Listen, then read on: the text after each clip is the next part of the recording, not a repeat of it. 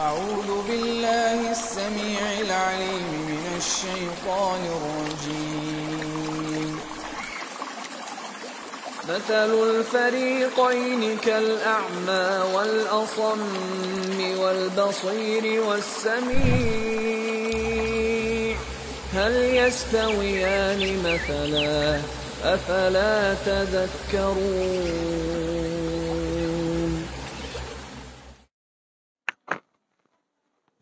بسم الله الرحمن الرحيم. السلام عليكم ورحمة الله وبركاته.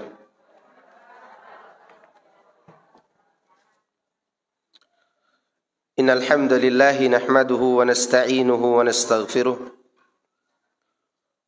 ونعوذ بالله من شرور أنفسنا وسيئات أعمالنا من يهده الله فلا مضل له ومن يضلل فلا هادي له وأشهد أن لا إله إلا الله وحده لا شريك له وأشهد أن محمدا عبده ورسوله صلى الله عليه وعلى آله وصحبه أجمعين وسلم تسليما كثيرا مزيدا. أما بعد. Jemaah sekalian, rahimani wa rahimakumullah. Alhamdulillah, siang hari ini kita diberikan kesempatan oleh Allah untuk berkumpul di Masjid Al-Istiqamah Taman Yasmin ini dalam rangka mentadaburi ayat-ayat Allah dan juga menghayati serta mentadaburi sabda-sabda Rasulullah sallallahu alaihi wasallam. Lebih tepatnya kita berada dalam majelis ilmu. Sebagaimana hadis yang sering saya sampaikan bahwa majelis ilmu itu adalah salah satu taman dari taman surga yang ada di dunia ini. Sebagaimana Nabi sallallahu alaihi wasallam bersabda, "Idza marartum bi riyadil jannah farta'u." Qalu ya Rasulullah wa ma riyadul jannah? Qala hilakudz dzikri. Apabila kalian melewati taman surga, maka mampirlah dulu. Kemudian para sahabat bertanya, apa yang engkau maksud dengan taman surga wahai Rasul? Beliau sallallahu alaihi wasallam menjawab, yaitu halaqah dzikir, majlis-majlis ilmu. Dan semoga apa yang kita lakukan di siang hari ini menjadi salah satu daripada taman dari taman-taman surga Allah Subhanahu wa taala. Kita juga bersyukur bisa bertemu kembali setelah sekian lama kita tidak bertatap muka. Biasanya kita bertemu dalam kajian tafsir suratul Baqarah. Tapi apa mau dikata, ujian tetap ujian. Yaitu kita diuji dengan adanya pandemi sehingga kita tidak bisa melanjutkan pembahasan kita waktu itu. Namun agama Allah tetap agama Allah. Tidak ada ujian yang kekal di dunia ini yang menghalangi dakwah. Tidak ada ujian di dunia ini yang kekal yang menghalangi ilmu atau tersebarnya ilmu Allah Subhanahu wa taala. Enggak ada. Yang penting pada diri kita ada tekad dan keinginan untuk terus istiqamah, insyaallah Allah akan bukakan jalannya. Dan buktinya sekarang kita bisa bertemu kembali. Dan ini alhamdulillah nikmat dari Allah jalla dzikruhu. Kemudian ada pun yang akan saya sampaikan di siang hari ini, karena ini saya kira pertemuannya agak mendadak sedikit. Maka temanya pun saya akan sampaikan secara mendadak. Ya. Bagaimana agar kita menjadi orang-orang yang dicintai oleh Allah. Nah, itu yang akan kita bahas di siang hari ini. Karena perkara yang paling penting bagi kita adalah dicintai oleh Allah.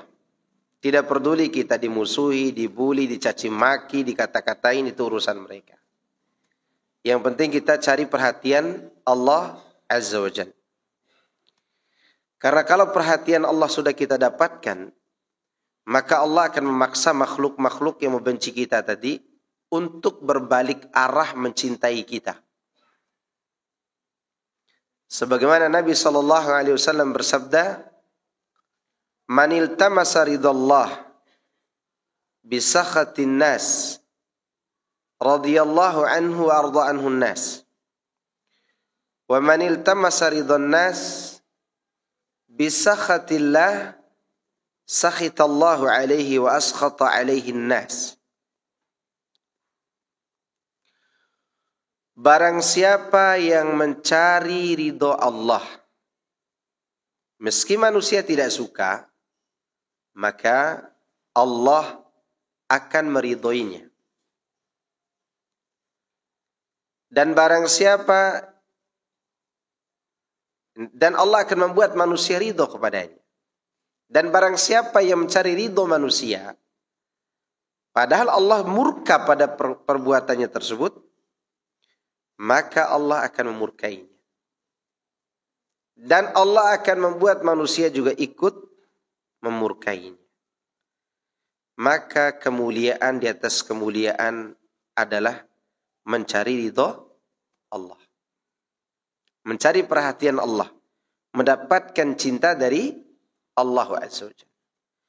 Karena kalau Allah sudah mencintai seseorang, Dia akan membanggakan hamba itu kepada penduduk langit dan penduduk bumi.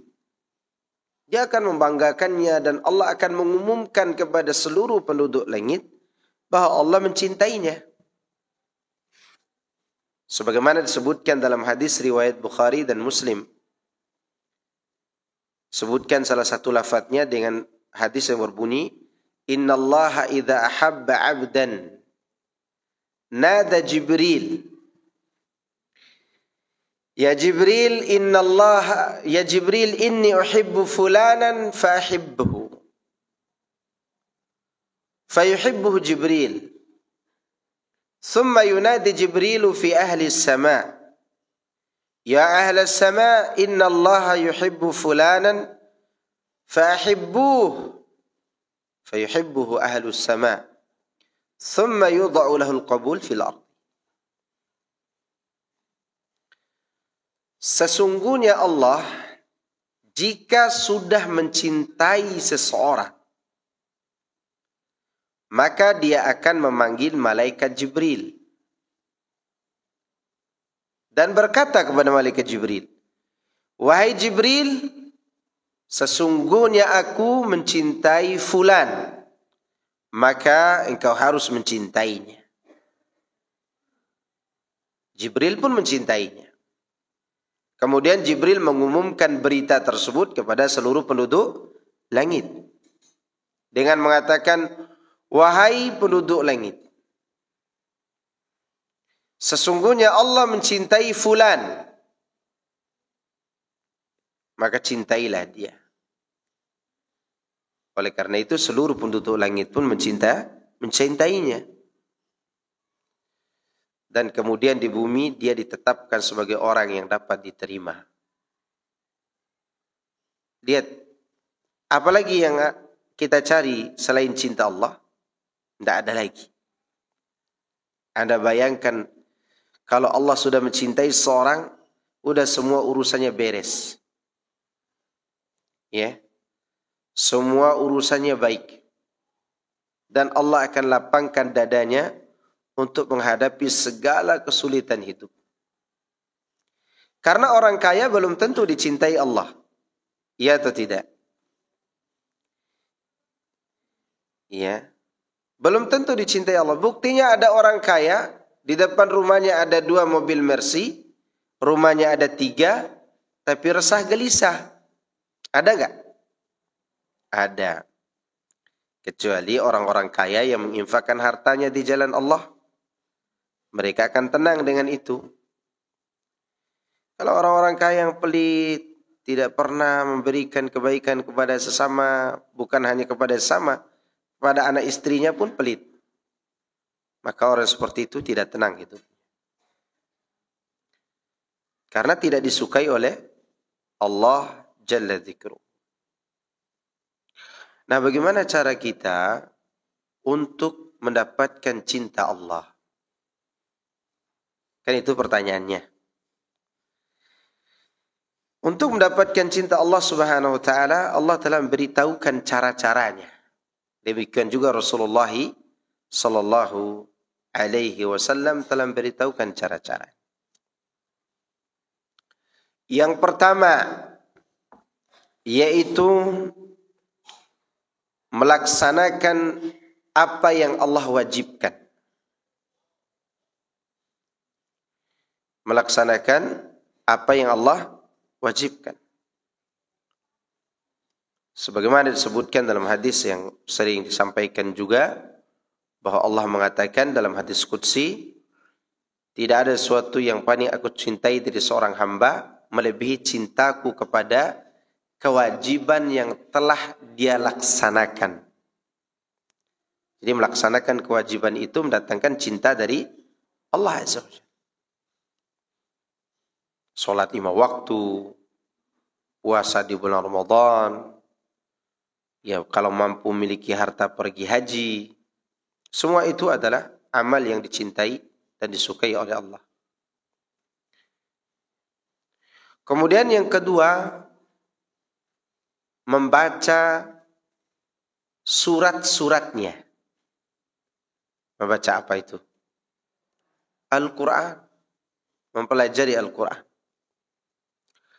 Rasulullah sallallahu alaihi wasallam menyebutkan, "Wa majtama'a qaumun fi baitin min buyutillah yatluna kitab Allah wa yatadarasunahu fima bainahum illa nazalat 'alaihimus sakinah wa ghashiyatuhumur rahmah wa dzakarahumullahu fiman 'indah." Tidaklah berkumpul suatu kaum dalam salah satu rumah dari rumah-rumah Allah, yang di dalamnya mereka membacakan ayat-ayat Allah, kitabullah, dan saling mengajarkan, melainkan akan turun kepada mereka as-sakinah. Sakinah adalah ketenangan batin. Dan mereka akan diliputi oleh rahmat Allah. Ghasyiyah, dipenuhi. Jadi ditutupi oleh rahmat Allah Subhanahu wa ta'ala. Dan malaikat akan menaungi mereka. Dan Allah menyebut nama-nama mereka di hadapan makhluk yang ada di sisinya. Siapa tadi yang ada di sisi Allah? Malaikat Jibril, malaikat maut, malaikat pemikul arsh, Israfil. Ya, mereka adalah malaikat-malaikat terdekat. Yang mendengar nama-nama orang yang ada di majelis ilmu tadi disebut oleh Allah. Dan Allah menyebut nama itu dengan nama atas nama cinta. Karena mencintai seorang hamba tadi.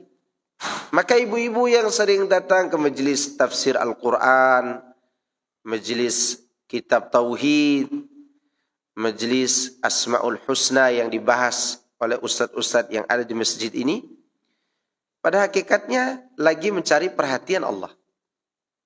Sedang mencari cinta Allah Azza wa Jalla.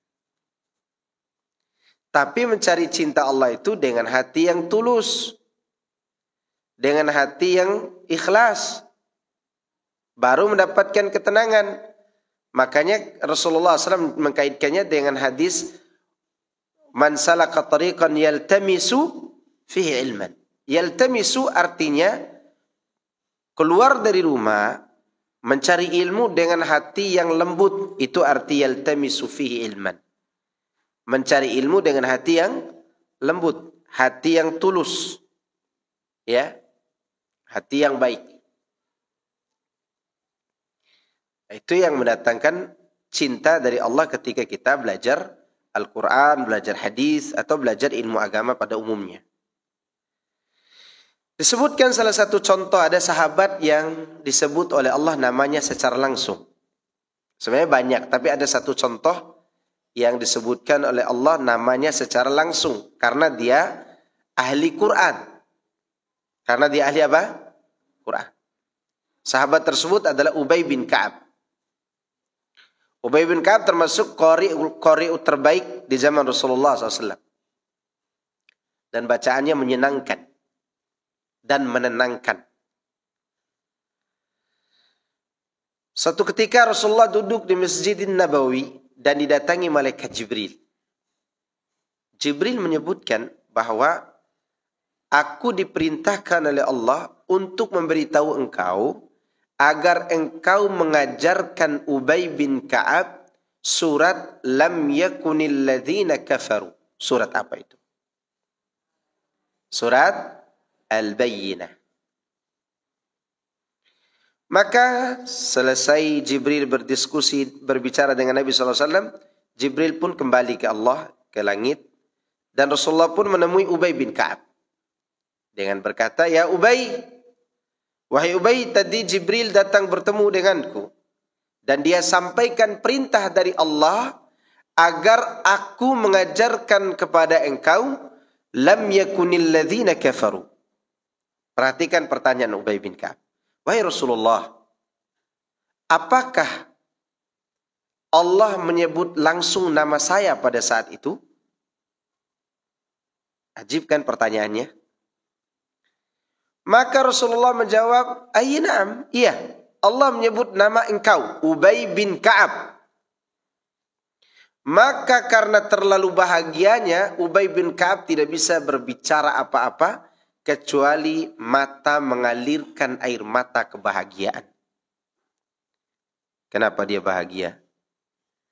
Karena nama manusia yang kerdil ini disebut oleh Allah yang maha agung, yang maha tinggi, yang tidak ada lagi tandingannya. Wong nama kita disebut pejabat negara aja senang kok, apalagi disebut oleh Allah. Coba ada anak ibu-ibu misalnya si Abdurrahman misalnya gitu, disebut oleh salah seorang jenderal panglima. Misalnya Jenderal Andika menyebut Abdurrahman itu anak baik, anaknya Ibu Siti yang ada di Taman Yasmin tuh. Ibu Sitinya senang gak? Senang. Anaknya disebut oleh seorang jenderal. Bayangkan Ubay bin Ka'ab ini bukan seorang jenderal yang menyebut namanya.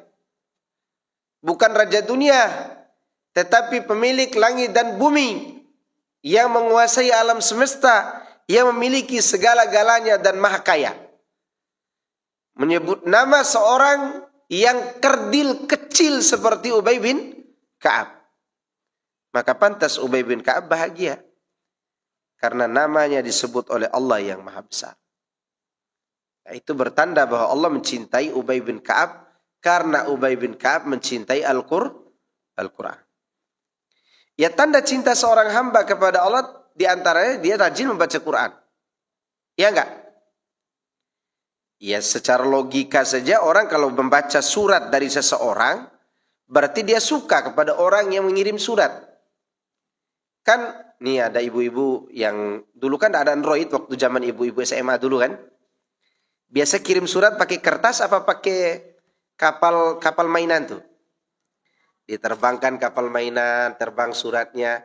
Ternyata jatuh kepada Siti Halimah. Ya dibacalah oleh Halimah surat dari si Joni, gitu kan.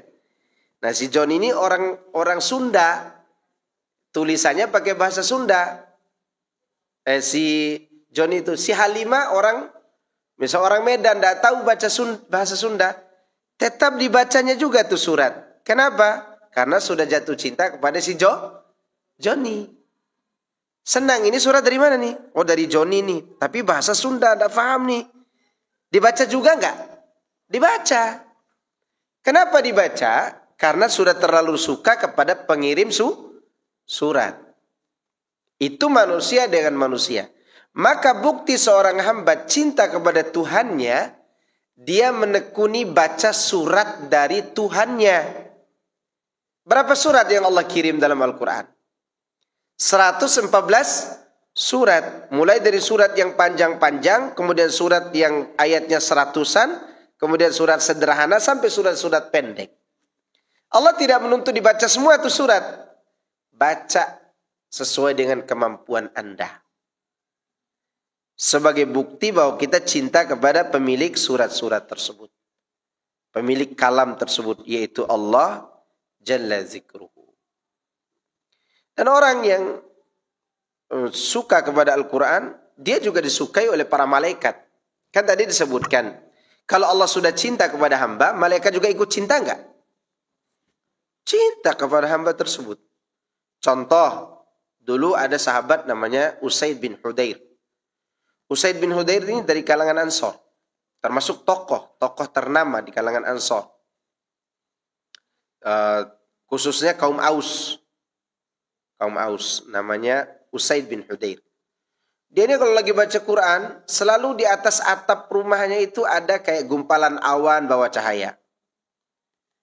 Sampai suatu malam lagi baca surat Kahfi, Usaid bin Hudair ini lagi baca surat Kahfi, dia melihat kudanya ribut, kayak agak loncat-loncat kudanya, karena terasa ada yang mengganggu. Akhirnya Usaid bin Hudair lihat, ada yang mau curi kuda enggak? Enggak ada. Setelah 2-3 kali dia baru tengok ke atas. Ternyata di atas atap rumahnya ada awan yang tebal membawa cahaya. Sehingga dia khawatir dengan kudanya yang selalu bergerak. Dia berhenti membaca lalu masuk ke tidur. Setelah itu dia kasih tahu hal tersebut kepada Nabi di pagi hari. Rasulullah pun menyebutkan cerita dia tadi. Wahai ya iqra ya ibn Hudair, kata Nabi. Bacalah wahai ibnu Hudair. Artinya lanjutkan kegiatan itu. Kebiasaan membaca Al-Quran di rumah. Kenapa? Karena tadi malam itu kata Nabi, tilka malaikatun tatanazzalu liqiraati. Itu adalah malaikat-malaikat yang turun karena ingin mendengarkan bacaanmu. Masya Allah. Terutama yang suaranya bagus. Kalau wanita kan di rumah. Kalau laki-laki boleh di rumahnya baca, di masjid ketika jadi imam pun dibaca. Ya, asal jangan mengganggu orang sholat pada saat di masjid.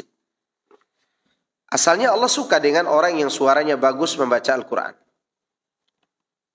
Allah suka dengan orang yang baca Al-Quran dengan suara yang bagus.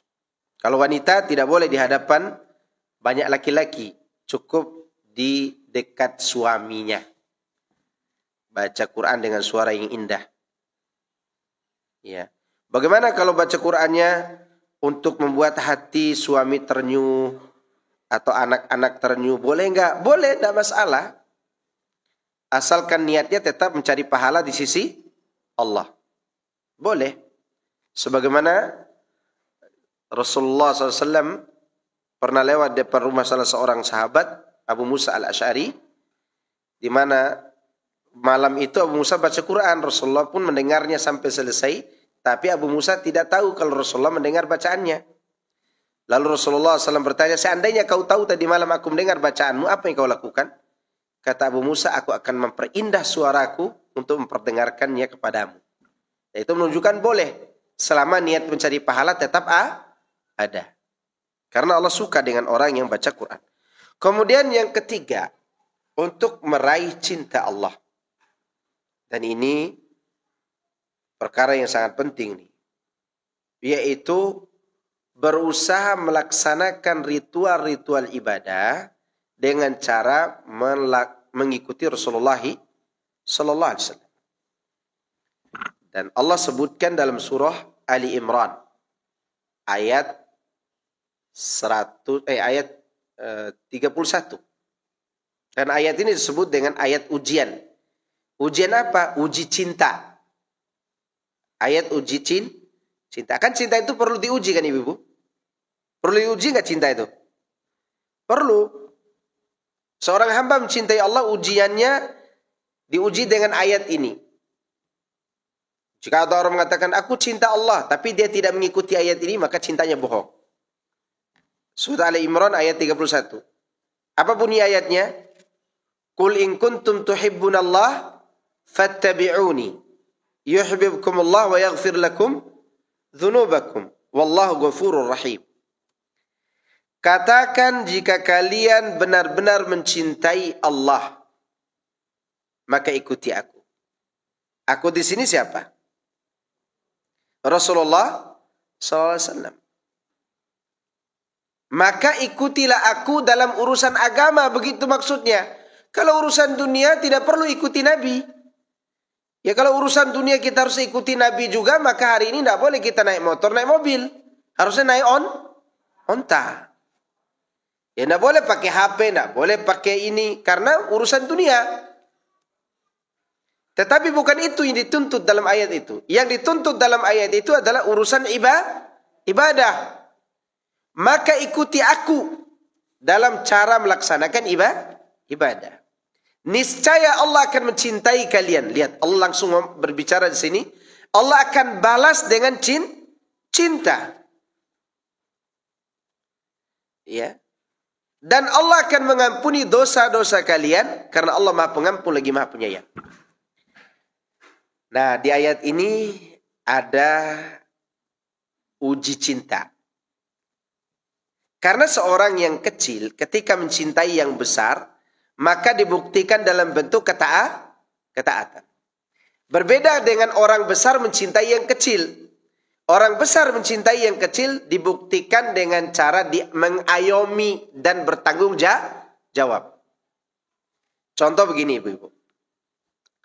Ada ibu-ibu, dia bilang kepada suaminya, suamiku sayang, aku mencintaimu karena engkau seperti rembulan di malam yang gelap gulita. Kata ibu tersebut kepada suaminya. Ketika suaminya menyuruh masak masakan yang enak, maka malah dia tidur membersihkan kukunya. Kira-kira cinta nggak dia pada suaminya? Enggak, dia tidak buktikan dalam bentuk ketaatan. Atau suaminya mengatakan, istriku sayang, jika engkau benar mencintai aku, nanti kalau keluar rumah kau pakai jilbab. Lalu dia katakan, tidak usah suamiku, aku cukup memakaikan jilbab di hatiku, kata dia. Kira-kira pembangkangan seperti ini dinamakan cinta enggak? Enggak, ini pembangkangan namanya. Cinta yang hanya lewat di bibir tapi tidak dibuktikan dalam bentuk ketaatan. Kaedah cinta orang kecil kepada yang besar adalah dia buktikan dalam bentuk ketaatan. Nah, kaedah cinta yang besar kepada yang kecil dibuktikan dalam bentuk bertanggung jawab. Sekarang yang memberikan rezeki kepada kita siapa? Allah. Allah tidak perlu taat kepada kita karena kita kecil. Tidak perlu dia buktikan kepada kita Allah harus taat kepada makhluknya. Tidak perlu. Karena Allah buktikan cintanya kepada kita dengan diberikan rezeki, diturunkan agama Islam, didatangkan Quran, diberikan Nabi SAW yang membimbing kita. Itu Allah buktikan. Nah sekarang kita buktikan cinta kita kepada Allah dengan cara mentaati Rasulullah SAW. Nah baru cinta Allah itu kita dapatkan. Ini banyak bagi sebagian orang melakukan ritual ini, ritual itu dengan dalil cinta kepada Allah dan Rasulnya. Tapi tidak dibuktikan mengikuti Rasul. Ingat ya. Diingat. Jangan sampai salah paham tentang masalah cinta ini. Ya. Kemudian yang keempat. Di antara yang mendatangkan cinta Allah, perbanyak taubat dan istighfar. Jangan tunggu dosa, ibu. Jangan menunggu dosa baru bertaubat. Karena itu adalah taubatnya orang-orang yang hanya menganggap dirinya suci setelah bertaubat. Orang yang baik adalah selalu kembali kepada Allah dalam kondisi apapun, terutama di zaman kita sekarang ini. Allah sebutkan innallaha yuhibbut tawwabin. Sesungguhnya Allah cinta kepada orang-orang yang suka bertaubat. Tawwabin. Tawwabin artinya selalu dan selalu bertaubat. Bukan taubatnya sesekali. Bukan. Tapi selalu bertaubat. Maka orang yang sering bertaubat siapa? Yang paling banyak bertaubat kepada Allah siapa? Rasulullah sallallahu alaihi wasallam. Ya ayuhan nas tubu ila Allah wastaghfiruh. Inni atubu ilaihi wa astaghfiruhu mi'ata marrah. Atau kama qala alaihi salatu wassalam. Hai manusia, teruslah kalian bertaubat dan beristighfar kepada Allah. Karena aku sendiri setiap hari bertaubat dan beristighfar kepada Allah 100 kali. Karena itu yang bisa dilakukan untuk mendapatkan cinta Allah Azza wa Jalla. Lihat hadis yang panjang yang tentang orang yang jatuh dari kendaraannya. Orang jatuh dari kendaraan yang mereka itu, yang orang tersebut hilang kendaraannya. Lalu ketemu kendaraannya dan dia gembira dengan itu. Ternyata Allah lebih gembira lagi ketika melihat seorang hamba bertaubat kepadanya. Nabi SAW mengatakan dalam lafaz Muslim, Lallahu ashaddu farahan bitaubati abdihi min ahadikum kana ala rahilatihi bi ardin falatin fanfalatat minhu wa alaiha ta'amuhu wa sharabuhu qad ayisa minha fa'ata shajaratan fattaja'a fi dhilliha fa'ayisa min rahilatihi fabainama huwa kadhalika idza huwa biha qa'imatan indah faqala فأخذ بخطامها فقال من شدة الفرح اللهم أنت عبدي وأنا ربك أخطأ من شدة الفرح. Kata Nabi sallallahu alaihi wasallam, sesungguhnya Allah benar-benar merasa senang ketika melihat salah seorang di antara kamu bertaubat, melebihi gembiranya seseorang yang tadinya berada di padang pasir yang luas di atas kendaraannya, lalu dia terjatuh, kendaraannya hilang begitu saja, sedangkan perbekalan makanan dan minumannya ada di atas kendaraannya. Dia pun putus asa karena kehilangan kendaraannya, lalu mendatangi sebuah pohon dan berbaring di bawahnya. Dalam riwayat yang lain dia berbaring untuk menanti kematian, bukan menanti kendaraannya, karena dia putus asa dari kendaraannya. Namun dalam kondisi seperti itu, tiba-tiba kendaraan yang hilang tadi muncul di hadapannya. Muncul di hadapannya, berdiri. Lalu dia ambil tali kekangnya dan berkata dalam kegembiraan yang sangat-sangat gembira. Dalam keadaan sangat apa? Gembira. Dia mengatakan, ya Allah, kata dia, jangan pernah merasa diri kita ini suci. Sudah pakai jilbab, sudah sholat 5 waktu, sudah. Jangan pernah menganggap diri kita sudah bebas dari dosa. Ingat ya, dosa itu setiap waktu menghampiri kita. Ya enggak? Selamat mata kita, telinga kita yang tidak selamat. Ya kan? Kita lagi jalan ke tetangga. Mata kita selamat dari melihat yang haram, tapi telinga kita tidak selamat. Karena ada tetangga yang menyalakan nyanyi yang berjudul Cinta Satu Malam, misalnya gitu kan. Ya kan, kita lewat tuh, apalagi komplek yang setengah kampung gitu kan. Komplek, ada komplek tapi setengah kampung. Kita lewat, lagi asyik dia tuh dangdutan di rumahnya. Kena juga telinga kita. Atau telinga kita selamat, mulut kita selamat, mata tidak selamat di jalan. Lagi asyik pakai motor, tiba-tiba di depan ada yang berambut pirang. Udah berambut pirang, bajunya di setengah tiang di tangannya. Iya, begitu ditengok ternyata bencong. Udah dosa dan nikmat lagi. Dosa dan nikmat. Itu semua dosa. Maka kita betul-betul sangat membutuhkan istighfar ini. Sangat membutuhkan meminta ampun kepada Allah. Lebih butuh daripada orang-orang terdahulu. Karena orang-orang terdahulu berbuat maksiat itu masih sembunyi-sembunyi, ya enggak?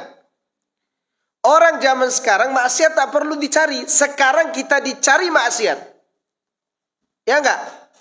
Coba, laki-laki kenapa banyak terjatuh dalam perbuatan zina melalui media sosial? Karena banyaknya makhluk halus yang bergentayangan di dalam HP-nya. Ya kan? Banyak. Tidak melalui foto, video, melalui WA, melalui tulisan, di telepon bahkan kadang. Bukan hanya itu, dosa itu ditawarkan oleh instansi. Di telepon, Mas, mau ngambil kredit ini enggak, Mas? Mau riba ini enggak, Mas? Semua ditawarkan dosa kepada kita. Maka untuk menanggulanginya, sekali lagi, fastaghfiru, bertaubat dan beristighfar kepada Allah Azza wa Jalla. Karena itu yang bisa kita lakukan. Dan perlu diingat jemaah sekalian azakumullah. Istighfar itu memiliki dua sisi, dua makna. Ada dua makna daripada istighfar itu. Makna pertama, untuk memohon kepada Allah agar dosa kita diampuni. Makna kedua, agar kita dilindungi oleh Allah dari dosa di masa yang akan datang. Jelas? Saya ulangi. Istighfar itu maknanya dua. Pertama, untuk apa? Agar Allah mengampuni dosa-dosa kita. Yang kedua, agar kita dilindungi oleh Allah dari dosa di masa yang akan datang. Makanya orang-orang yang belum bisa move on dari mantannya, berarti taubatnya masih perlu dipertanyakan. Kenapa? Karena istighfar itu diantara fungsinya bukan hanya menghapus dosa, tapi untuk mencegah dari dosa yang sama di masa yang akan datang. Kan masih ada tuh anak-anak umur 50 tahun, ya, belum bisa move on dari mantannya. Ya enggak? Iya, anak-anak umur 50 tahun bayangkan, ingusnya sudah kering masih aja. Ya. Maka oleh karenanya banyak-banyak bertaubat kepada Allah. Karena Allah mencintai orang-orang yang bertaubat itu. Dan membuat gembira Allah itu membuat hati kita tenang. Ibu bayangkan, ibu menyenangkan hati suami. Dengan masakan yang enak, masakan spesial. Terus setelah itu dijamu dengan baik di atas meja. Senang suaminya kan. Lalu dengan itu Allah berikan pahala yang besar. Karena membuat senang suaminya. Bayangkan membuat senang Allah, bayangkan tuh. Siapa yang dibuat senang? Allah. Dengan cara apa? Taubat. Maka jadilah kita ini salah satu dari orang-orang yang membuat Allah gembira. Jangan sombong, jangan congkak. Yang tidak disukai oleh Allah dari seorang hamba adalah orang yang ahli ibadah tapi dia sombong. Allah lebih suka kepada orang yang selalu merasa bersalah dan berdosa di hadapan Allah. Itu yang disukai oleh Allah subhanahu wa ta'ala. Dan sebesar apapun dosa yang kita lakukan, selama nyawa belum sampai ke kerongkongan, Allah akan ampuni dosa itu. Mungkin dosa kita sudah tinggi membumbung setinggi langit. Bumi tak mampu menopangnya. Atau lautan berhasrat menenggelamkan kita. Gunung ingin mengangkat diri dari pasaknya. Atau dari bumi. Saking kejamnya dosa kita. Namun ternyata dosa yang begitu mengerikan tersebut Allah hapus dengan cara beristighfar. Makanya ada ayat yang berbunyi begini. Innallaha kana haliman ghafura. Innahu kana haliman ghafura. Ayat ini Allah menggandengkan dua nama. Halim, Ghafur.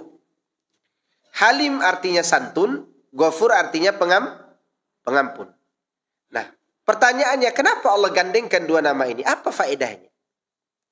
Faedahnya adalah Allah menamakan diri sebagai Halim sedang memperhatikan pelaku dosa. Pelaku dosa ini tidak langsung diadab. Tidak langsung disiksa oleh Allah. Tapi Allah perhatikan dulu. Allah tunggu dulu dia. Dia mau kembali apa enggak nih? Maka untuk menunggu itu Allah menggunakan sifat Halim. Sifat apa ibu-ibu? Halim. Begitu hamba itu bertobat kembali kepada Allah, maka Allah gunakan sifatnya pengampun. Pertanyaan saya, siapa di antara kita tidak pernah berbuat dosa? Enggak ada. Semua orang berbuat dosa. Mungkin saja pada saat kita berbuat dosa, Allah santun kepada kita. Maka untuk membalas kesantunan Allah itu, mari kita kembali kepadanya. Ayo kita pulang kepada Allah semuanya. Terutama mereka yang sedang bergelimang dosa, jatuh dalam perbuatan maksiat yang tidak bisa lepas dari dosa karena sudah putus asa, seakan-akan dosa itu tidak diampuni oleh Allah. Ingat, tidak ada satu dosa pun tidak diampuni oleh Allah selama kita belum wafat. Kalau wafat dalam kondisi berdosa, baru Allah tidak ampuni. Apalagi dosa syirik ya, tidak diampuni. Selama nyawa belum sampai ke kerongkongan, pintu taubat Allah itu tidak akan pernah Allah tutup. Berarti lebih luas mana? Azab atau ampunan? Ampunan. Allah mengazab kalau seorang terus berbuat dosa lalu mati di atas itu. Makanya nanti di yaumil qiyamah ada orang didatangkan oleh Allah untuk dihisab. Dihisab nih. Tapi Allah rahasiakan, tidak boleh dilihat orang lain pada saat proses hisab. Siapa orang tersebut? Ternyata orang itu tidak kalah berdosa juga. Allah Subhanahu wa taala menanyakan kepada orang itu sebagaimana disebutkan dalam riwayat Bukhari, "Afa'alta dzamba kadza wa kadza?" Allah tunjukkan dosa-dosanya di dalam lembaran dosanya. 1 2 3 terus dosa semua yang ada dalam lembaran itu. Allah bertanya kepadanya, "Afa'alta dzamba kadza wa kadza?" Hamba itu hanya mengatakan, "Ya Rabbi, na'am, iya. Aku lakukan dosa itu." Lalu didatangkan lagi lembaran berikutnya, ditunjukkan kepadanya, "Afa'alta dzamba kadza wa kadza?" Apakah engkau melakukan dosa ini dan itu? Hamba itu mengatakan, "Ya Rabbi, na'am, iya. Aku lakukan dosa itu juga." Maka Allah katakan kepadanya ketika hamba itu mengira dirinya akan dilemparkan ke dalam neraka, apa Allah katakan? "Ya abdi, laqad satartuha 'alaika fid dunya wa ghafartuha lakal yaum." Hambaku, sungguhnya dosamu ini aku rahasiakan dulu di dunia. Di dunia aku merahasiakannya. Sekarang aku ampuni dosamu itu. Dari mana rahasia pengampunan itu? Dari seorang hamba yang selalu bertaubat kepada Allah. Ingat ibu-ibu ya, sekali lagi tidak ada orang yang tidak berbuat dosa kecuali para nabi dan rasul. Diampuni oleh Allah mereka itu. Yang ada adalah orang malas bertaubat. Itu yang ada. Makanya orang-orang yang tidak mau bertaubat kepada Allah itu ketika dia hidup di dunia seperti seekor anak ayam yang mati di lumbung padi. Lumbung padinya banyak tapi dia tidak bisa memakannya. Seperti itu seorang hamba yang tidak beristighfar kepada Allah. Begitu luasnya ampunan dan rahmat Allah, dia terdiam tidak mau mencarinya. Maka sekali lagi pulanglah kita kepada Allah agar Allah mengampuni dosa kita ini. Nah, hamba yang diceritakan dalam Sahih Bukhari tadi, akhirnya dia menerima kitab dengan tangan kanan dan dia selamat masuk ke dalam surga. Makanya nanti di yaumul qiyamah ada istilah orang selamat itu dijuluki dengan ashabul yamin. Siapa mereka? Ashabul yamin. Semoga Allah Subhanahu wa taala memberikan kita kesempatan untuk bertobat dan beristighfar agar kita selamat nanti di yaumul qiyamah. Ya. Dan Allah juga mengumumkan kepada pelaku dosa-dosa besar. Qul ya ibadiyalladzina asrafu ala anfusihim la taqnatu min rahmatillah. Innallaha yaghfiru dzunuba jami'a. Innahu huwal ghafurur rahim. Katakanlah wahai hamba-hambaku yang melampaui batas, jangan kalian putus asa dari rahmatku. Jangan kalian putus asa dari rahmatku. Sesungguhnya Allah mengampuni semua dosa. Jangan kalian putus asa dari rahmat Allah, karena sesungguhnya Allah mengampuni semua dosa. Dosa syirik juga iya, kalau dia mati dalam keadaan bertaubat. Dosa berzina iya, diampuni oleh Allah. Minum khamar juga diampuni oleh Allah. Bagaimana dengan dosa durhaka kepada kedua orang tua? Apakah diampuni oleh Allah kalau kita kembali kepada Allah? Iya, Allah akan ampuni. Selama kita jujur untuk bertaubat kepada Allah. Karena Allah mengumumkan semua dosa diampuni oleh Allah. Jangan putus asa. Selama nyawa belum sampai ke kerongkongan. Karena sungguhnya Allah Maha Pengampun lagi Maha Penyayang. Sungguhnya Allah Maha Pengampun lagi Maha Penyayang. Kemudian di antara hal yang perlu diperhatikan dalam bertaubat ini, harus ada beberapa syarat yang ditegakkan. Pertama, menyesali dosa tersebut. Jangan dibanggakan. Ini sebagian orang taubat di televisi dibanggakan lagi dosanya. Wah, dulu gue itu bandar narkoba, bro. Malah dibanggakan. Dulu gue itu pezina, sekarang udah taubat gue. Kan begitu di televisi. Dibanggakan seakan-akan, nih ikuti saya dulu nih. Berzina kayak saya dulu baru bertaubat. Kan jadi masalah jadinya. Bukan dibanggakan. Tapi disesali. Yang kedua, berusaha melepas diri dari dosa itu. Dan wasilah-wasilah yang mengantarkan kepada dosa tersebut. Termasuk di dalamnya mungkin seorang dulu pernah berzina dengan seorang, maka hilangkan nomor orang-orang yang berzina dengannya. Atau bahasa kita move on. Ya. Jauhi. Lepas diri dari dosa itu. Kemudian yang ketiga, bertekad untuk tidak mengulanginya lagi di masa yang akan datang. Berniat kuat, berazam. Kemudian yang keempat, taubat sebelum ditutupnya pintu taubat. Yang keempat, taubat sebelum ditutupnya pintu taubat. Kapan itu? Ketika nyawa sampai ke kerongkongan dan ketika matahari terbit dari barat. Yang kelima, dan ini yang paling penting, mengikhlaskan niat di dalam bertaubat. Baru kita mendapatkan cinta dari Allah Azza wa Jalla.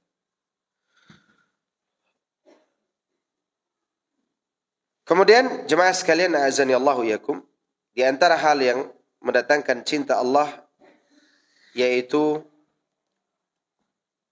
melaksanakan solat-solat sunnah atau ibadah-ibadah sunnah, termasuk solat qiyamul lail. Jadi qiyamul lail ini termasuk salah satu ciri wali-wali Allah Subhanahu wa taala. Dan ciri calon penduduk surga. Orang yang selalu melaksanakan solat sunnah. Seorang hamba senantiasa melaksanakan solat sunnah sampai Allah mencintainya.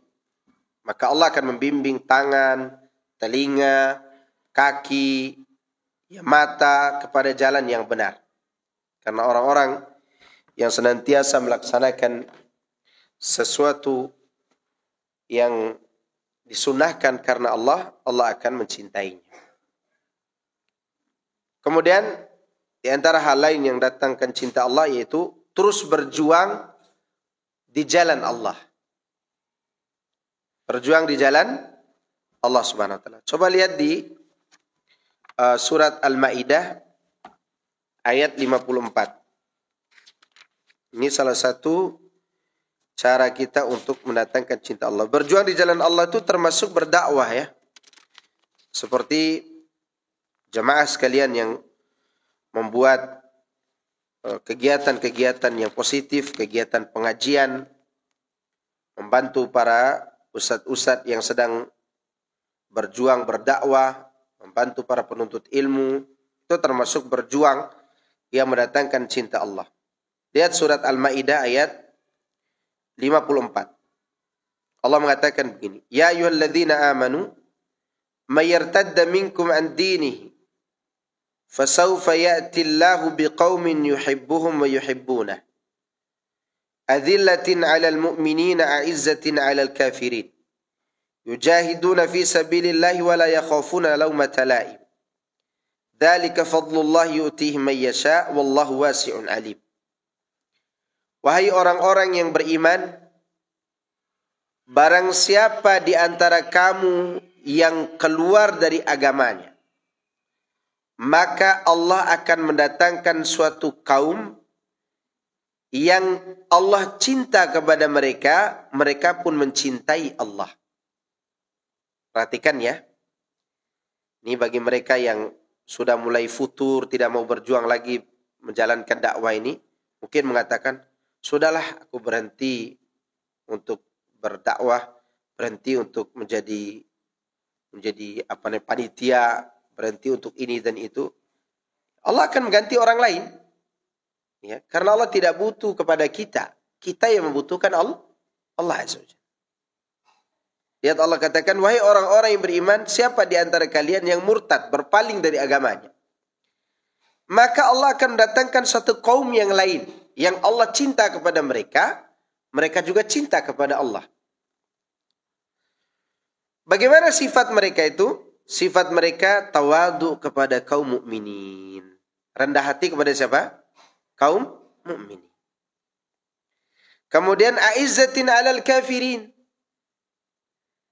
yaitu bersikap tegas kepada orang kafir. Jangan dibalik. Gereja dijaga, kajian dibubarkan. Gimana sih? Ya kan? Ingat, sifat orang-orang yang berjuang yang dicintai oleh Allah itu adalah adzillatin 'alal mu'minin, aizzatin 'alal kafirin. Mereka lembut, bersikap kasih sayang kepada orang-orang mukmin dan bersikap tegas kepada orang-orang kafir.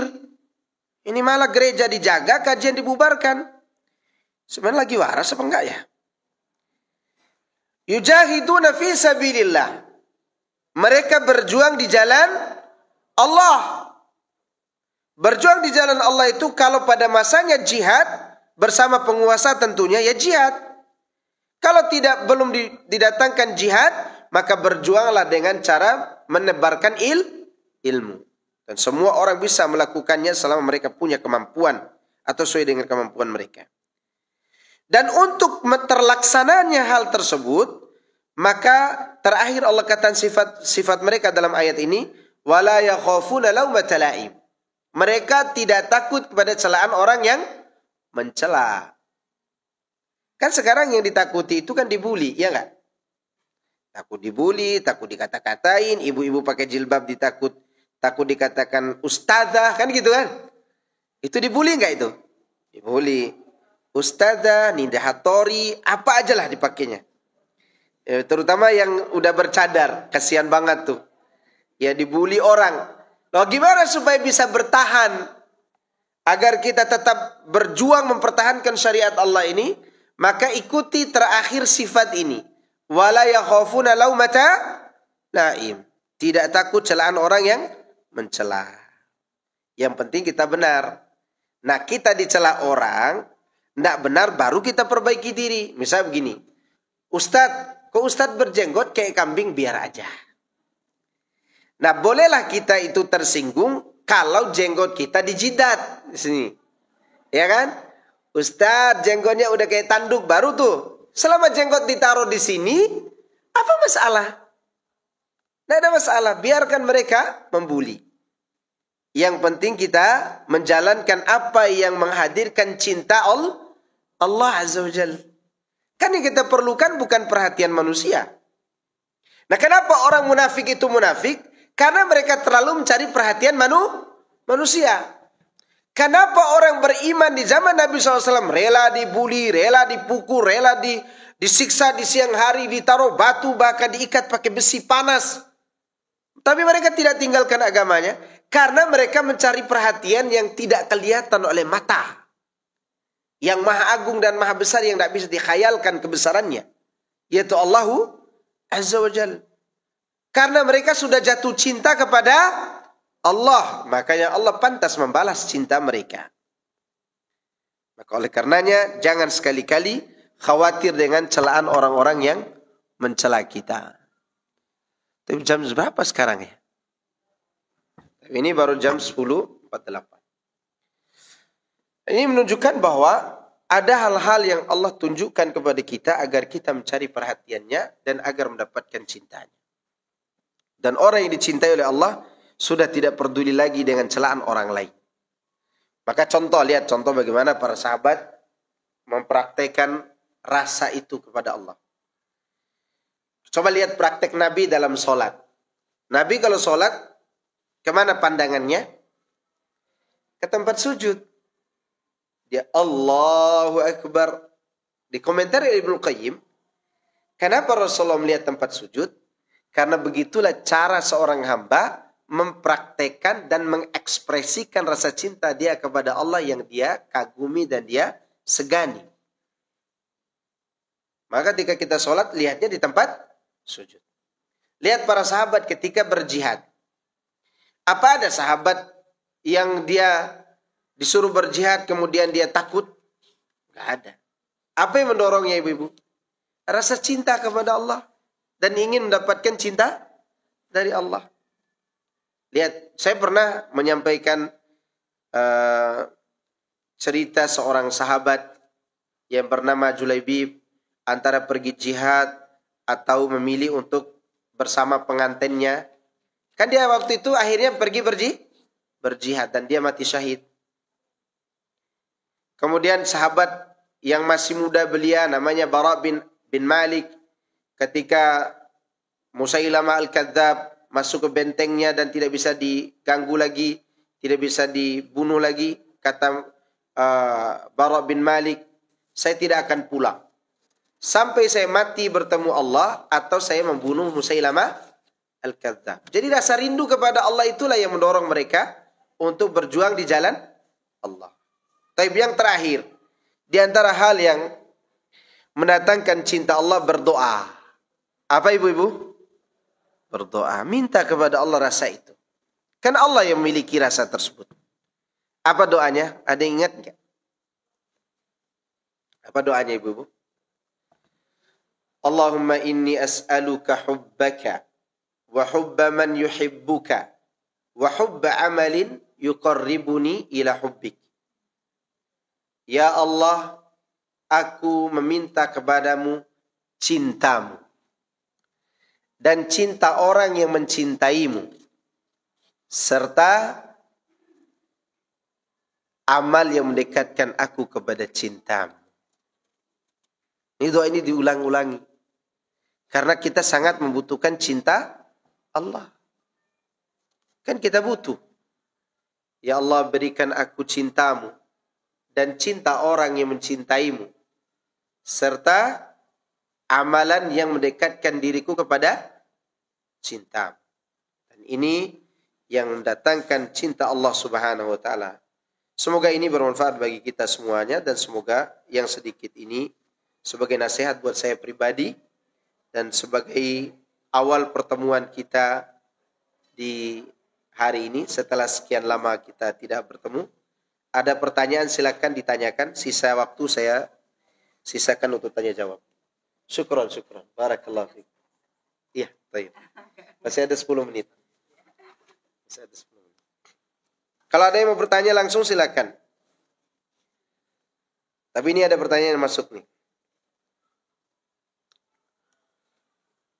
Apakah thalabul ilmi itu harus dilakukan di masjid agar mendapat pahala yang lebih besar? Bagaimana jika dilakukan di rumah? Di rumah pun tidak mengapa. Tapi di masjid, karena fasilitasnya umum untuk semua orang, maka lebih utama. Lebih utama.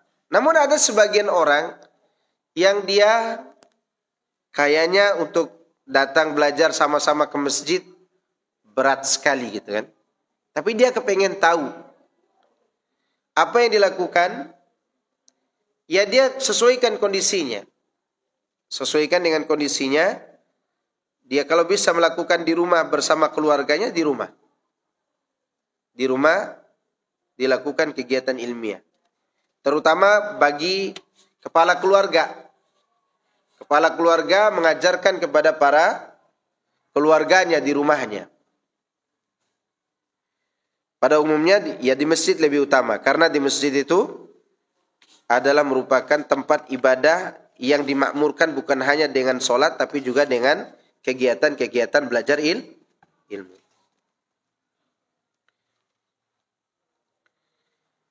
Assalamualaikum warahmatullahi wabarakatuh.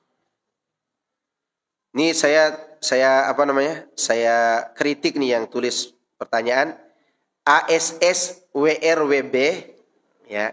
Ya, ditulis aja assalamualaikum gitu aja ya. Nanti kalau saya baca ASSWRWB gimana ini gitu kan? Waalaikumsalam. Pertanyaan, dalam mendapatkan cinta Allah dengan telah melaksanakan kewajiban baca Quran, ritual ibadah yang telah ditentukan, mengikuti cara Rasulullah SAW, memperbanyak taubat, istighfar dan sholat sunnah telah dilaksanakan. Bagaimana kita mengetahui ciri-ciri atau tanda orang tersebut dicintai Allah? Tayyib, barakallahu fikum. Ini bagus sekali pertanyaannya. Pertama, hamba tersebut selalu ingin melakukan kebaikan. Dia ketagihan melakukan apa? Kebaikan. Sebagaimana disebutkan oleh Syekh Sa'di rahimahullah, fajaza'ul hasana al-hasanatu ba'daha. Balasan untuk perbuatan baik itu seseorang melakukan kebaikan berikutnya. Itu pertama. Yang kedua, hamba tersebut diuji oleh Allah. Innallaha idza ahabba 'abdan ibtalahu. Kadang Allah itu mencintai seorang hamba itu dengan cara diuji. Allah kalau cinta seorang, Allah mengujinya. Allah berikan apa? Ujian kepadanya. Dan ujian itu tidak harus dengan musibah semata. Terkadang diuji dengan apa? Pasangan. Diuji dengan harta. Ya, itu ujian semua. Untuk memberikan sebagai tanda cinta Allah kepada hamba tersebut. Kemudian di antara tanda yang lain, seorang hamba itu selalu ketagihan ingin berzikir dan bertaubat kepada Allah. Karena cinta itu diberikan oleh Allah di dalam hatinya. Jadi Allah hadiahkan untuknya mencintai Allah.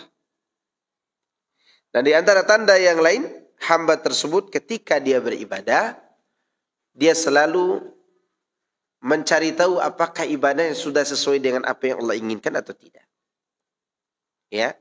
Karena ciri-ciri itu ada pada para wali-wali Allah Azza wa Jalla. Ya. Ini di antara cirinya.